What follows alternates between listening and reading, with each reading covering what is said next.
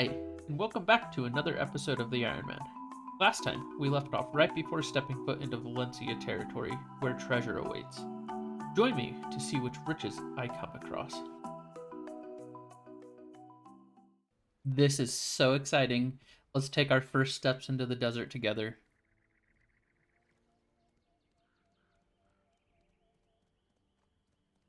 There we are. We are in the Valencia territory. Now you might be wondering, why are you so excited for the desert?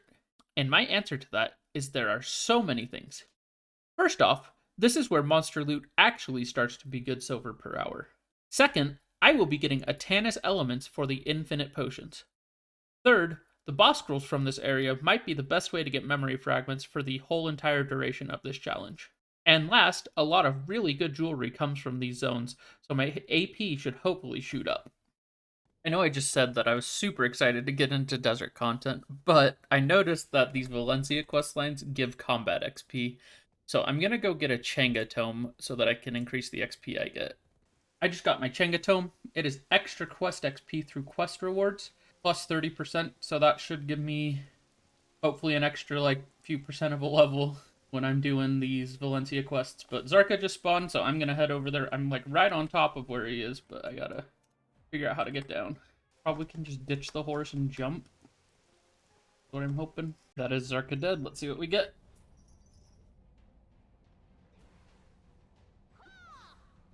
Nothing great. I'm at the point in the quest line where I need to kill some monsters. There's also a subjugation reward that just went away. It's kill 200 for some XP. So I'm still at Bashims. I decided to buy a couple Marnie stones, and I'm going to use my item collection increase gauge down at the bottom there, you see. Just using level 1 because I'm doing it for the drop chance rather than drop amount. Oh, there's my first Atanus element. That is sick. That's used for turning into potion, pity piece, and you need 100 of them to get one full piece of the potion. Ooh, a second Atanus element. I've only been here for about, I want to say about 30 to 45 minutes. So that's pretty good, especially with my drop rate not being super high. Oh, I just hit level 59. Nice. I will get those points spent or put into all my skills as soon as I am done fighting these guys. Another Atanus element. That's my third. It's been about an hour since I started. I started when this timer was at 8:45, I think. Finished the first step of Unstoppable Thirst for Power 3, which was getting 4 Marnie stones done at Bashims. I'm gonna head up to Centaurs now. So you might be wondering what I'm doing on character select. And what I'm doing is I'm going to create a second character to tag. Now the reason why I want to tag a second character is so that I can have it parked at bosses in the middle of the map because I'm now on the eastern edge of the map and it's going to become harder to get to bosses on time. So that's the main reason I'm doing it. So what I'm going to do is create one, and to pick this character, I asked my sister, who has never played this game, what she thought looked the coolest. So she picked Sorceress, so we're going to play Sorceress. So the Sorc is level 7, which means I'm now allowed to tag it. So I'm just going to hop over to the Musa and do that right now. So the characters are now tagged, but I have to get it up to level 56 to be able to copy the gear over. And there's a tag event going on, meaning I only need 1 unstable fuel. I have 11 of these weakened magic rings, and I still am running the Treant Spirit's Echo Ring for both slots. So I could really use those. But I need to go and find a place that has them, and I think Helms is going to be the easiest spot for me to go. While killing Helms, I decided to look at the tooltip to see if I could exchange these, because I really didn't want to be grinding there, and I can. So what I'm going to do is head over and get 2 of them, and then hopefully be able to enhance both of them to like duo or so, maybe try. Because it costs 3, so I'll have 5 attempts. I'm at the Blacksmith. I'm going to exchange for 1 of these. And let's start enhancing it. Oh, I guess I'll get a second one because they're just straight up better. Okay, let's grab a second one. I don't really feel like losing these rings, but 20 stack is fine to use. Okay. What does that give me? An 86% chance? Yeah, let's just use a 20 and a 40. Well, let's go for a 30 stack instead, actually. Alright. Going to try doesn't give AP, so I really don't think I care. So let's put in a 20. Got plenty of those, so it doesn't really matter. 20, then a 30. Alright, they're both up to duo now. Okay. That is just going to be some accuracy. That's pretty good. So let's hit it with a 30 as well. Another 80%. These centaurs are pretty slow to kill, so I'm going to try enhancing my bow up farther.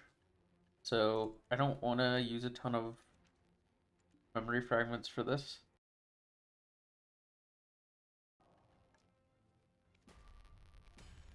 Alright, let's get it up to pry and then duo. Should have some concentrated. Alright. Oh, that's a really high chance. I didn't need to use that big of a stack. That's okay. Okay, and then just up to duo. Alright, there it is. I don't know how big of an increase that is. I was at 182 before, so let's check it out. If it's not 189, that's pretty good. 7 increase. Open it up a Blacksmith adventure box and see what I get. Swaying windshard. So I guess my last few clips didn't record, but I'm going to grab this tag XP. Eventually, once I get to the point where it's high enough level, I will untag it so that I can actually use it for bosses. But also, let's see what level I got up to. Level 49. So I probably need to do the level 50 quest. Grab the rest of the XP. Level 50. I'm trying to hit level, like, 56-ish, so I can go get Awakening and stuff. I know item copy goes away as soon as you untag, so I probably won't be able to item copy. I'll need to figure out a way to get gear for this character. As I said before, though, my last few clips didn't save. So basically, I got done at Centaur, and I got all the knowledge from them, and then also I finished up at Bashims, and now it's having me go up to Gahaz. So this quest is going to have me go to Gahaz, and I would like to get all of the knowledge. Hopefully I can get some Serap's necklaces, because that would be a significant AP increase, especially if I'm able to get 2 or 3 to let me enhance. So apparently Gahaz is a good place to use the Agris Fever. I am capped on it, and it's probably one of the best spots I can use it at right now, according to this, because it's a good Agris Fever spot. So I will be using Agris because I don't want it to be capped, so I'm going to use at least like 10 to 20,000 of it. I'm surprised at how good this Agris spot is. It's 2 points per kill, and it is 10k per point because you get 1 extra Gahaz seal per kill, and if it's only 2 points, that means it's 10k per point, which is ridiculously good. So I still have buffs running, but my armor's broken, so I'm heading back to town. But I just wanted to show how much I've gotten in this like 30-ish minutes that I've been here. I've got 30,000 of these that are worth almost 21,000. That's about 67 million silver just in those drops, so that's really good. I just finished up at Gahaz. I would do these last 4 minutes on this buff, but I am out of potions, so I'm just gonna leave. I got all the knowledge except for the Shadow of Gahaz, the guy that randomly spawns. So I already have the energy from here, so I'm gonna be done. I probably will come back here to use the rest of my Agris. I only used like close to 15,000 from like 2.5 hours, so it's really, really good Agris here. I now have 6 pets, so I am going to exchange them. So it has a 55% chance to be a tier 3 and a 45% to be a tier 2. Okay, let's see if it gets to tier 3. That would be great. Only tier 2. That's okay. It's time to officially step foot into the desert and see what treasure awaits us.